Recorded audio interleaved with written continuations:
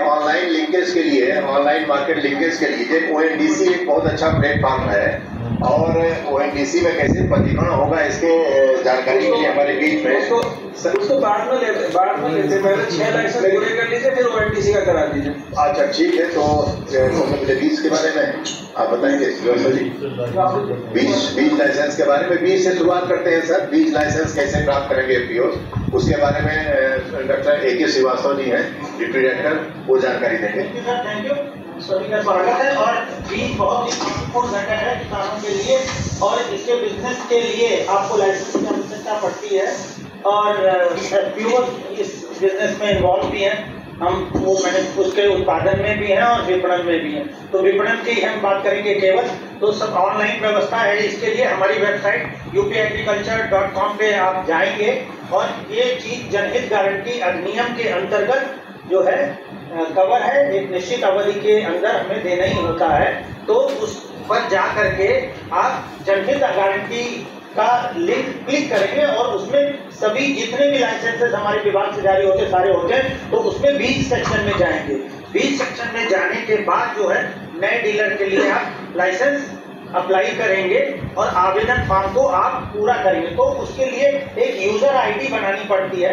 आगे भी वो यूजर आईडी आप याद रखेंगे, अच्छी तरह से उसको नोट कर लेंगे कहीं, ताकि भूल ना जाए, और उसी यूजर आईडी को इस्तेमाल करते हुए सारे कार्यक्रम आप आगे लाइसेंस लेने के लिए करेंगे। अब मैं बता दूं कि आप बीज के लाइसेंस के लिए जो शुल्क है, जो नया लाइसेंस लेंगे उसके लिए 1000 रुपए है। आगे अगर भविष्य में आप नवीनीकरण कराएंगे तो 500 रुपए, और अगर उसमें कोई संशोधन की कभी आवश्यकता पड़ती है तो उसका चार्जेस 10 रुपए है।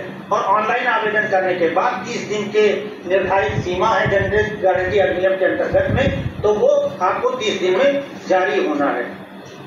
अब जब आप ऑनलाइन आवेदन करेंगे तो जैसा मैंने बताया कि आप अपनी यूजर आईडी बनाएंगे और उस पर पूरा आवेदन आप करेंगे और आपके जो आवेदन है उसका कृषि विभाग जांच करेगा। और जो अभिलेख है, अभिलेख मैं अभी बता देता हूँ क्या क्या होंगे, उसकी जांच करेगा कृषि विभाग। अगर उसमें से कोई कमी बेसी है तो हमारा विभाग उस पर आपत्ति करेगा कि साहब आपका ये आवेदन, ये डॉक्यूमेंट नहीं है, तो आपको उसको पूरा करने का भी मौका मिलेगा।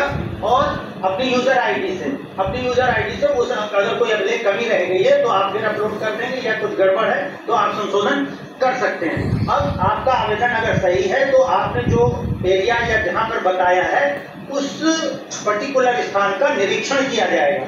निरीक्षण करने के बाद अगर वो सही पाया जाता है और आपका चालान जो आपने अपलोड किया है फीस का, वो वेरीफाई होगा ट्रेजरी से, और वो सही पाए जाने के बाद आपको डिजिटली साइंड जो लाइसेंस है वो जारी हो जाएगा। अब मैं अभिलेख बता देता हूँ क्या क्या आपको। नेक्स्ट वन, ये देखिए है पहले तो 2 पासपोर्ट साइज फोटो, और FPO के लिए जो आपके, हम केवल FPO की बात कर रहे हैं, तो FPO के लिए FPO का पैन कार्ड, देखिए यहाँ भी GST प्रमाण पत्र आपको चाहिए होगा। जैसा कि कह रहे थे कि कोई बिजनेस करने के लिए GST की आवश्यकता पड़ती है, इसलिए GST लेना होता है।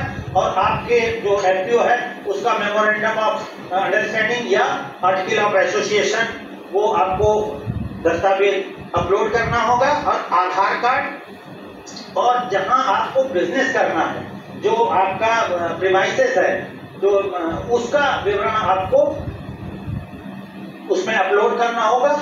और एक अथॉरिटी, जैसा कि सभी लाइसेंसेस, देखिए सारे लाइसेंसेस में लगभग वही चीजें होती हैं, तो ऑथराइजेशन का भी एक आपको पर उसमें सर्टिफिकेट अपलोड करना होगा। और निर्धारित प्रारूप होता है जिसमें कि आपको 10 रुपए के स्टाम्प पेपर पर, शपथ पर यहाँ 10 रुपए का स्टाम्प पेपर है। तो ये डॉक्यूमेंट जब आप सारे अपलोड कर देंगे और जो जैसा मैंने प्रक्रिया बताया, तो आपको लाइसेंस निर्गत हो जाएगा। दूसरी बात ये कि सबसे बड़ी बात ये कि आपके ही जिले में हमारे DD साहिबान और उनके सानिध्य में आप अपना FPO आगे बढ़ा रहे हैं। अगर कोई समस्या है तो निश्चित रूप से आप DO साहिबान और DD साहब वहाँ आप उनसे हेल्प ले सकते हैं। उसके बाद भी अगर समस्या हो तो आप यहाँ हमारे मुख्यालय में संपर्क कर सकते हैं।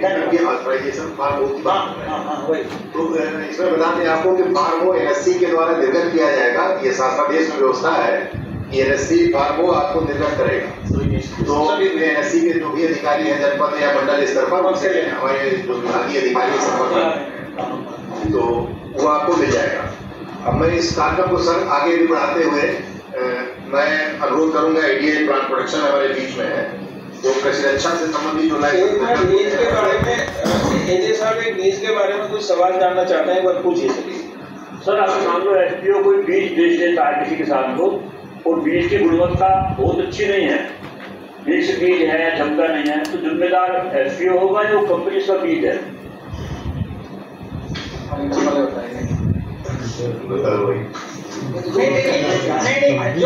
जो जैसे जो उत्पादक है उसमें टैग लगा होगा, टैग अगर सर्टिफाइड सीड है और टैग के साथ में है, तो जो उत्पादक संस्था है जहाँ से भी वो आपको एक्सप्लेनेशन देगी, कंपनसेशन देगी, जो भी कार्रवाई है।